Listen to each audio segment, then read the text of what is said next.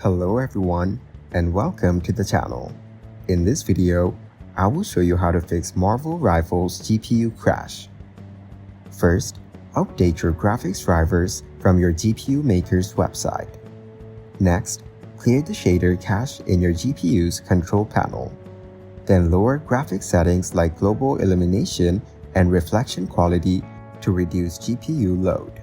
After that, turn off overlays from apps like GeForce Experience or Discord, as they can cause issues.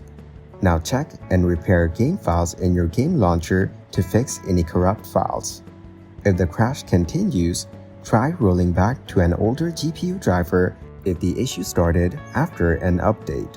Also, turn off NVIDIA Reflex in the game settings, as it may help with stability.